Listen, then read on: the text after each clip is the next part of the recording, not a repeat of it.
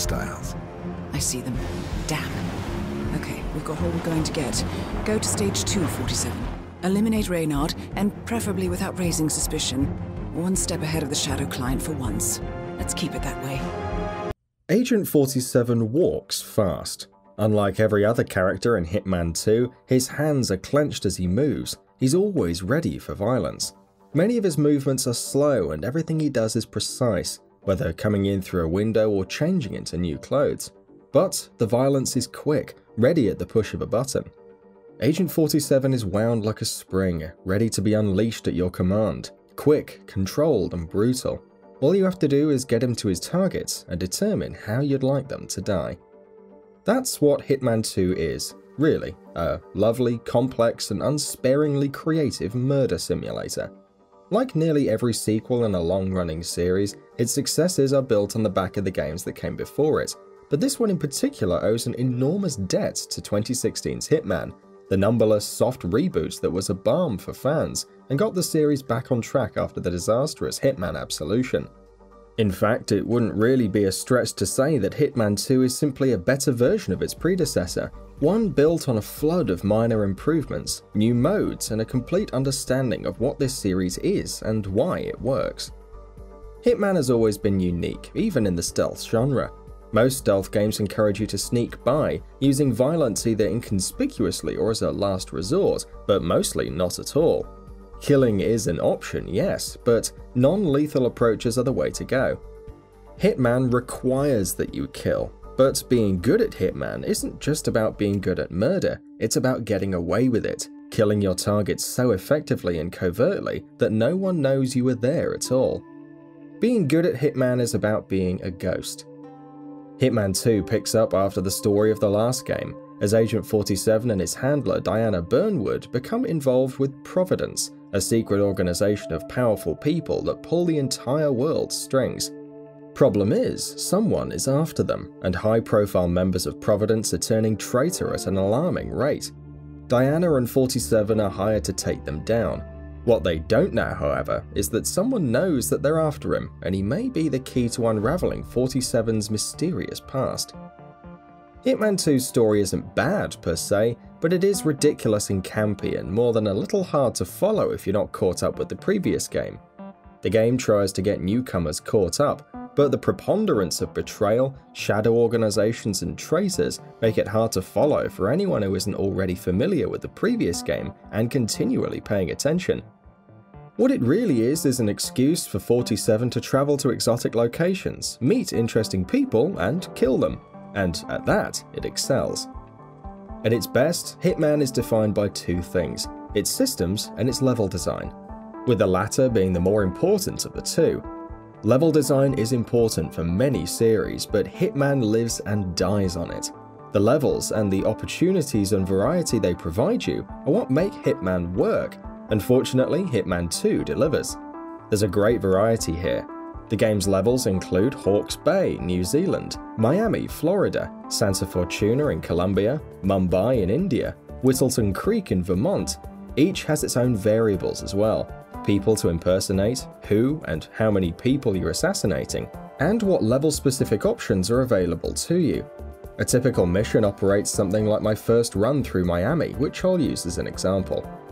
I was dropped into a race event, tasked with killing a racer care driver and her billionaire inventor of a father. After I passed through security, I passed a mechanic on his phone. He was fed up with the race car driver and had quit the pit team, leaving him a man short. This was my opportunity. I tailed the mechanic to a portable toilet, and after making sure no one was watching, I knocked him out, stole his clothes and keycard and stashed him in a dumpster. Disguise and keycard in tow, I made my way over to the racer's pit crew, where I sabotaged her car when she came in for a pit stop. It crashed shortly thereafter, one down. Next, I headed to the expo where her father was showing off the prototype for his newest race car. I switched my mechanic disguise for that of an expo engineer by sneaking into the building's coat room and acquired a screwdriver from one of the backstage areas. After that, I overheard two characters talk about a prototype fuel that the inventor's company was developing. It was powerful but highly unstable. I snuck into the area where it was being stored, grabbed it and headed for the prototype. I used the screwdriver to disable the car's engine, which prompted the inventor to come running down from an area I couldn't access without a different access or without sneaking up there. I knew he'd come running down from another conversation I'd overheard. While he made his way down, I poured the fuel into the prototype. After he fixed the engine, he asked me, thinking I was one of his employees, to start the car. I did, with him standing behind it. The explosive backfire killed him, and no one in the room knew that I'd done it. I retraced my steps and disguises back to the exit, where I walked out scot-free, silent assassin. Thing is, that's only one way to take out both characters. There's a ton of other ways. I could have cornered the inventor by disguising myself as a high roller and sneaking into the private lounge. After that, it would be a simple matter to spike his drink with rat poison and follow him to the bathroom, where I could drown him in a toilet. I could have killed the race car driver by sabotaging a different part of the car, poisoning her or rigging the podium to blow up after the race. Or I could have just shot them both, either from afar with a sniper rifle I smuggled in, or up close with a silenced pistol. And let's not even talk about 47's affinity for kills via piano wire. The point is that a few dozen ways to tackle any level and the level's story, and your available opportunities change depending on what you overhear, what you find, and how long you wait. Better yet, you always have choices to make. Are you going to bring a pistol or the piano wire? What about a lockpick?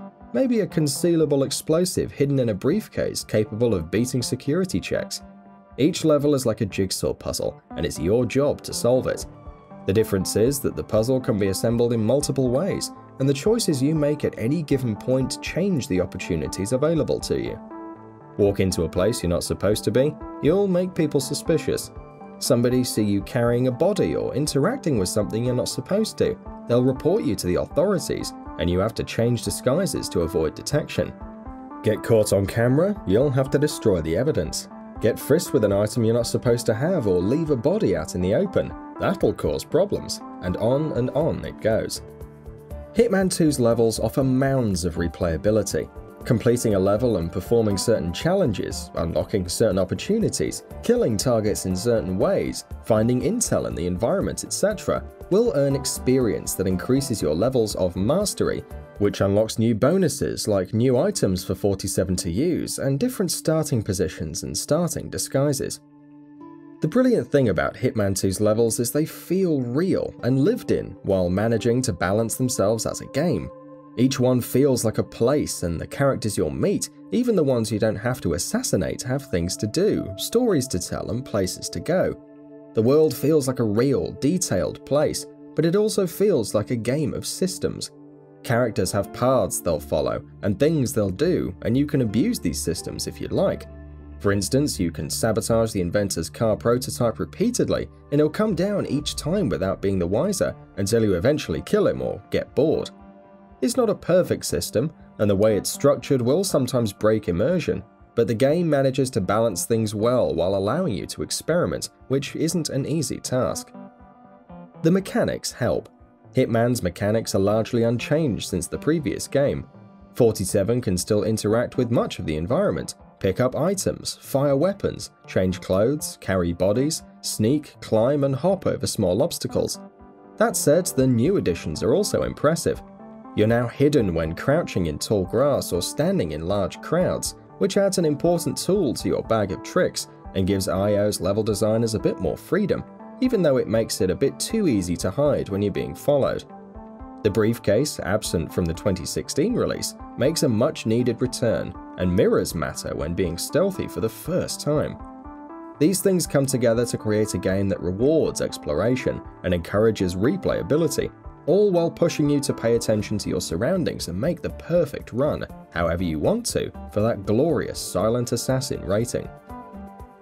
Once you've got the main missions down, you can play Ghost Mode, IO's take on competitive one-on-one play. It's a novel concept. Two players, each playing their own version of 47, compete within the same level to see who can kill their targets quickest and with the best score. There's also Sniper Assassin, a cooperative mode that allows two players to work together to take down targets. Both are fun additions to the Hitman formula, and it's especially nice to be able to play with others, but neither is the primary appeal. Elusive targets, limited time contracts that you only get one shot at, returned from last year's game too, and IO's continued support means we'll be playing this game for a long time. All these things make for one of the best Hitman games ever released, but the core appeal is the same that it's always been: excellent levels and great mechanics that, when combined, make for an intensely replayable, personal game. Hitman 2 isn't for everyone though. It's violent and requires real attention on the part of the player to be good at it. You'll have to learn the levels, explore and learn what does and doesn't work, when to hide a body, when to change a disguise, what events happen where and when, and how to chain it all together into a beautiful, quiet symphony of perfect execution. Or you can just walk in and hope for the best. It really is your choice, and you're free to play it however you want. It's that freedom, the freedom to uncoil that spring, to release that violence when and how you want, that makes Hitman what it is.